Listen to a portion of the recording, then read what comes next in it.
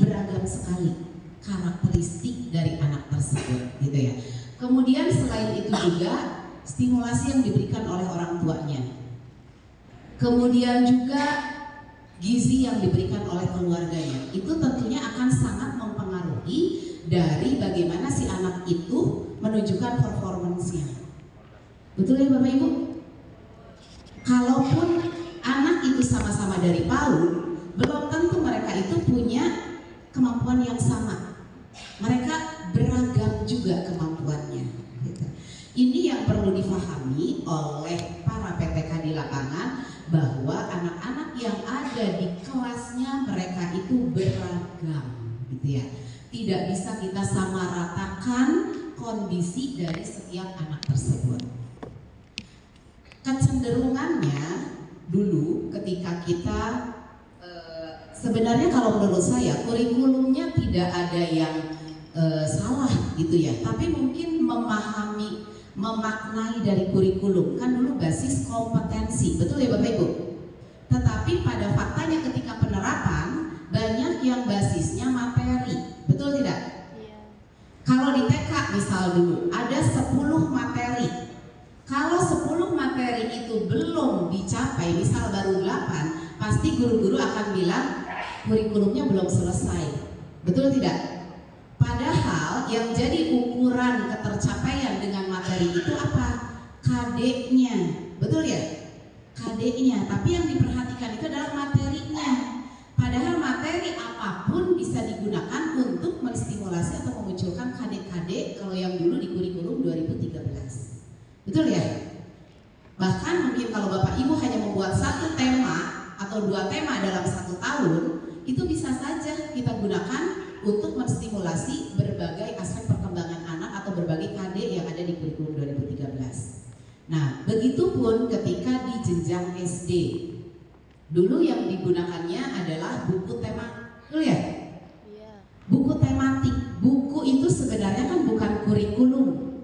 Buku itu hanya sebagai sarana yang bisa digunakan oleh guru untuk menstimulasi atau memunculkan kemampuan tertentu pada anak. Ketika buku itu dianggap tidak cocok, gitu ya, nggak perlu dipakai. Bapak Ibu bisa mengembangkan sendiri. Nah, karena dulu buku tematik itu kan bacaannya sudah panjang, betul ya Bapak Ibu? Jadi wajar kalau guru-guru di SD beranggapan bahwa anak masuk ke SD harus sudah bisa baca. Karena apa? Buku tematiknya juga ini diproduksi oleh pemerintah pusat, isinya sudah bacaan yang panjang-panjang, betul ya? Nah itu gitu. Jadi buku itu hanya sebagai bahan ajar. Silahkan Bapak dan Ibu bisa memilih bahan ajar yang sesuai dengan kebutuhan dan karakteristik dari anak yang ada yang Bapak Ibu layani di kelasnya. Oke. Nah, akibat dari miskonsepsi tadi, masuk ke SD ada tes calistung. Akhirnya apa? Berlomba-lomba mendrilling anak. Betul ya? Anak dimasukin ke bimbel supaya dia bisa masuk sekolah favorit, betul ya? Dengan mereka bisa cepat baca, tulis, dan hitung. Karena apa? Karena orang tua juga beranggapan bahwa anak yang paling pintar adalah yang bisa baca, tulis, dan hitung, betul nggak? Jadi orang tua juga menuntut ke guru, pokoknya saya mau masukin anak saya ke TK ini, misalnya ya, ke TK ini, pokoknya keluar dari TK harus bisa baca, tulis, dan hitung. Karena apa? Karena saya mau masuk ke SD ini. Di SD ini ada tes calistung.